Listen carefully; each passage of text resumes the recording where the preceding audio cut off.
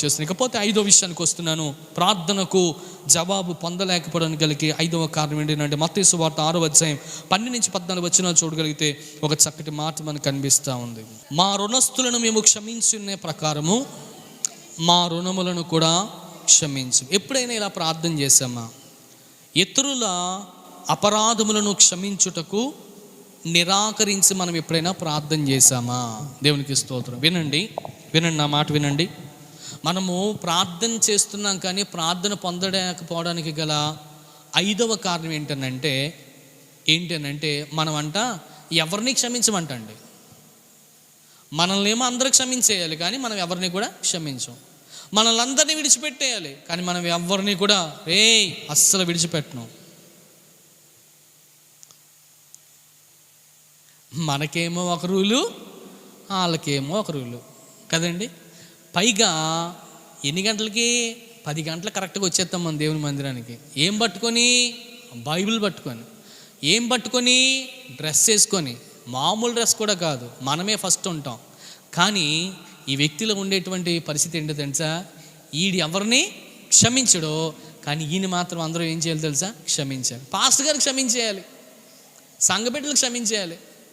ఏనన్నా ఎందుకు లేటుగా వచ్చావంటే, అన్నయ్య ఏమనుకోద్దు అన్నయ్య. ఇంకేమనుకుంటాం? ఇంకా బాగా వినాలి. దేవుడు ఏం చెప్పాడు? నిన్ను వల్ల నీ పొరుగు వారిని కూడా ప్రేమించు, క్షమించు అన్నాడు. అంతే కదా? అర్థమవుతుందా? ఈ లాజిక్ పాయింట్ని పట్టుకుంటూ చాలామంది ఏం చేస్తున్నారు తెలుసండి? ఏం చేస్తున్నారు? ఈ విధంగానే ముందుకెళ్ళిపోతున్నారు. కనీసం మనం ఆలోచించాలి, కనీసం మనము బైబిల్ ఏం చెప్తుందో అనేటువంటి విషయాన్ని గమనించాలి. దేవుడు ఒక రోజున యేసుక్రీస్తు ప్రభువారు మానవుని అవతారంలో ఈ లోకంలో ఉన్నప్పుడు యేసుక్రీస్తు ప్రభువారు శిష్యులు వచ్చి ఆయన అడిగారంట, ప్రభువా మాకు ప్రార్థన చేయడం మాకు రాదు సరిగా, అసలు ఎలా ప్రార్థన చేయాలో మాకు తెలియదు నాయన. అసలు ప్రార్థన అత్తమాల చేసేస్తున్నావు, మమ్మల్ని ఇలా రోడ్డు మీద నించోబెట్టి అలా తోటలోకి వెళ్ళి వచ్చేస్తున్నావు, నువ్వు అలా కొండలోకి వెళ్ళి వచ్చేస్తున్నావు, ఆ కోణంలోకి వెళ్ళి వచ్చేస్తున్నావు, రాత్రంతా ఆల్ నైట్ ప్రార్థన అంటున్నావు. అసలు ఇలా అయితే మాకు కొంచెం ఏంటో తెలుసా, మాకు సెట్ అవ్వదు అని చెప్పాడు. కానీ 3.5 సంవత్సరాలు సెట్ చేసేసాడని. బాగా వినాలి. అర్థమవుతుందండి? నిజమే. వాళ్ళేమో రాత్రంతా ఏం చేస్తారు? చేపలు పడతారు. గలిలయ సముద్రంలో వాళ్ళకి ఎక్స్పీరియన్స్ ఉంది చేపలు పట్టడం. పగల శిఖరు వాళ్ళకి తెలియదు, ఓన్లీ రాత్రి శిఖరు తెలుసు వాళ్ళకి. అర్థమవుతుందండి? కాబట్టి ఈయన ఏం చేస్తాడు? రాత్రంతా ఏం చేస్తాడు? ప్రార్థన చేస్తాడు. పగలంతా ఈయనేమో సువార్త చేస్తాడు. అసలు వీళ్ళకి వాళ్ళకి వ్యత్యాసం ఏమైనా ఉందా? అసలు వ్యత్యాసం లేదా? అసలు వ్యత్యాసం లేనటువంటి జీవితాలు, వ్యత్యాసం లేనటువంటి బతుకులు. అయినప్పటికీ కూడా దేవుని వాక్యాన్ని మనం బాగా గమనించగలిగితే అని అన్నాడు, ప్రార్థన రాదా మీకు? నేను తీసుకొచ్చిందే మీకు ప్రార్థన నేర్పించడానికి అన్నాడు ప్రభు. నేర్పించిన ఆయన వింటాం. అయితే సరే ప్రార్థన చేయండి. మోకరించారు, చేతులు జోడించారు. మోకాళ్ళు వేసారా? కళ్ళు మూసుకున్నారా? ఇప్పుడు పైకి చూడండి, పైకి చూశారు. చెప్పండి నాతో, పరలోకమున్న మా తండ్రి, నీ నామం పరిశుద్ధపరచుగాక, నీ రాజ్యమొచ్చుగాక అని ఇలా చెప్తూ ఒక సందర్భానికి వచ్చినప్పుడు యేసుప్రభు వారు చెప్పారు, మా ఎడల అపరాధములు చేసిన వారిని మేము క్షమించి ఉన్న ప్రకారమే మా అపరాధములు కూడా మీరు క్షమించండి నాయన అన్నాడు. ఇది చాలా వండర్ఫుల్ అండి. మీరు బాగా గమనించండి. నా వైపు చూడండి. నా ఎడల నా కోసం, నా వ్యక్తిగతమైన జీవితం కోసం, లేకపోతే నా యొక్క కుటుంబం కోసం, నా స్నేహితుల కోసం, నా అనబడినటువంటి ఏదైనా నా నిమిత్తము ఏం చేశాడంట కదండి? నా నిమిత్తము చెప్పండి, నా నిమిత్తము ప్రార్థన చెప్పండి. మా ఎడల అంటే నా నిమిత్తము అపరాధములు చేసిన వారిని, మా కుటుంబం తరపున కానీ, సంఘం తరపున కానీ, మా వ్యక్తిగతంగా కానీ, ప్రత్యక్షంగా కానీ, పరోక్షంగా కానీ మా ఎడల అపరాధములు ఎవరైతే చేస్తున్నారో చెయ్యబోతున్నారో వారిని మేము క్షమించేసాం నాయన, నీ ప్రేమతో క్షమించాం కదండి. క్షమించిన ప్రకారమే మీరు కూడా మమ్మల్ని కూడా క్షమించండి ప్రభా. అబ్బా, ఎక్కడికెక్కడ లింక్ చేశాడు ఆయన చూసారా? అసలు ఆయనకున్న మేధాశక్తికి నిజంగా హ్యాండ్సప్ చెప్పాలి. మనం ఎలాగునైతే మన అపరాధముల చేత ఏం చేస్తున్నాం? మన అపరాధములను క్షమించున్న ప్రకారమే, మా అపరాధములు క్షమిస్తున్న ప్రకారమే మా ఎడల నా తరపున ఎవరైతే నా తమ్ముడు, నా చెల్లి, మా అక్క, మా చెల్లి ఎవరైతే నేను పాపం చేశారో మా ఎడల అపరాధములు చేసిన వారిని మేము వారిని క్షమిస్తున్నాం కదా ప్రభా. దేవుడు మిమ్మల్ని క్షమిస్తాడమ్మా. చెల్లి ఘోరమైన పాపం చేసావా? పర్లేదురా, ఏం పర్లేదు, దేవుడు ఇంకా ఘోరమైన పాపం చేసిన వాళ్ళకి క్షమించాడురా, నువ్వెంతరా నైనా అని అంటాం. కారణం ఏంటనుకుంటున్నారు? ఈ వాక్యం బేస్ చేసుకుంటే మనం చెప్తాం. అర్థమవుతుందా? ప్రపంచంలో ఎంత ఘోరమైన పాపనైనా ఆయన క్షమించగలడు. ఎందుకు అంత ఖచ్చితంగా చెప్తున్నామంటే ఆయనే తన పరలోకములో ఉన్నటువంటి పరలోక ప్రార్థనలో చెప్పాడు, మా ఎడల అపరాధములు చేసిన వారిని మేము ఎలాగునైతే క్షమిస్తున్నామో మా అపరాధములు కూడా మీరు అలాగునే క్షమించేటువంటి దేవుడు నాయన అని చెప్పాడు ఆయన. దేవుని నామానికి మహిమ కలుగును గాక. కనుక మనం కూడా ప్రియ దేవుని బిడ్డలారా, మనం గమనించగలిగితే ప్రార్థనకు జవాబు పొందుకోలేకపోవడానికి గల 5వ కారణం ఏంటనంటే, మనం ఏం చేస్తామో తెలుసా? ప్రార్థన చేస్తున్నామా లేదా? ప్రార్థన చేస్తున్నాం, కానీ ఆ ప్రార్థనలో వారిని క్షమించాను ప్రభువా అని ఎప్పుడైనా అడిగామా?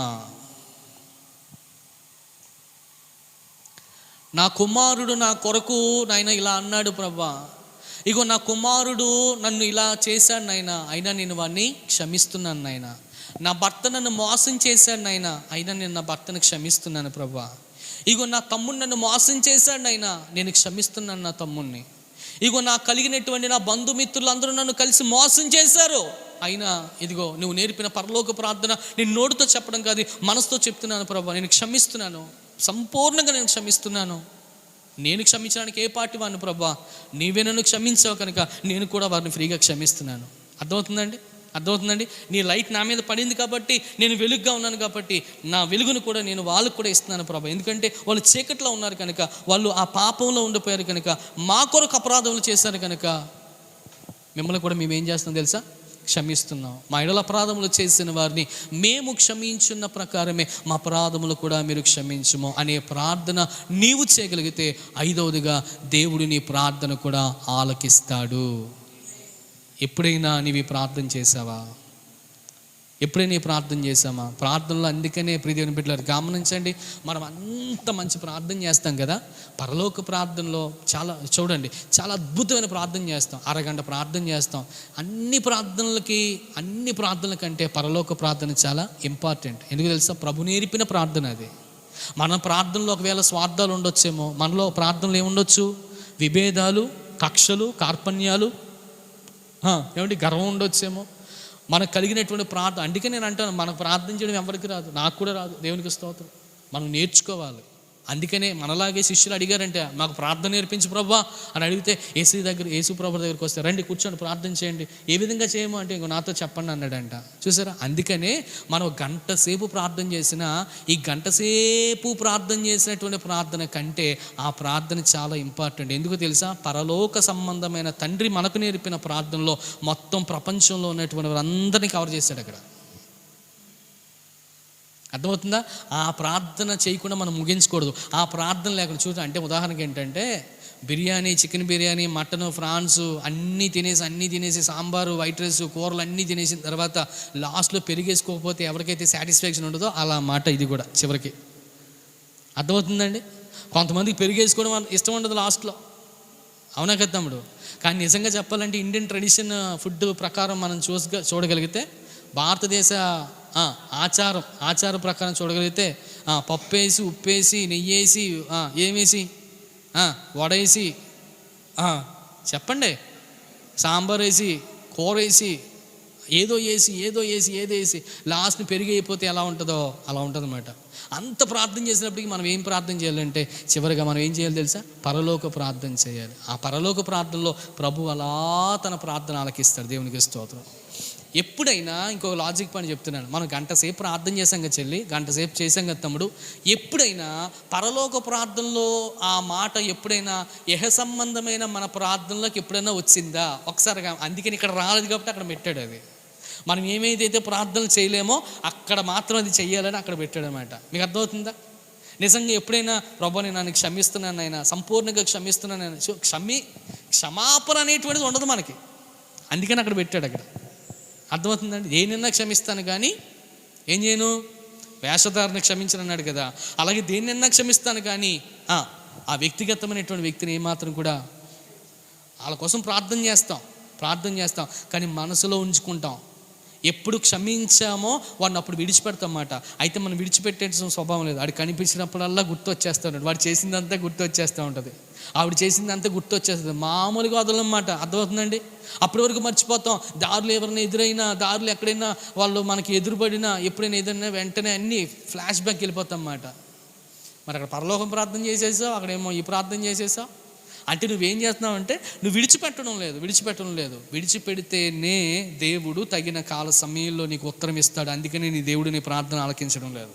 నువ్వు పరలోక ప్రార్థన చెప్పేస్తున్నావు, ఈ ప్రార్థన కూడా చెప్పేస్తున్నావు. అయినా నువ్వేం చేయాలంటే విడిచిపెట్టాలి. విడిచిపెడితే చూడు, మీ ఎడల క్షమించిన ప్రకారమే మా అపరాధములు కూడా మేము క్షమించున్న ప్రకారమే, విడిచిపెట్టిన ప్రకారమే మమ్మల్ని కూడా మీరు క్షమించండి నాయన అని నువ్వు అడిగావనుకో, దేవుడు మీ జీవితాల్లో కార్యాన్ని జరిగిస్తాడని ప్రభు పేరిట మరొకసారి నేను మనవి చేస్తున్నాను. ప్రియ దేవుని బిడ్డలు, దేవుని నామానికి మహిమ కలుగును గాక.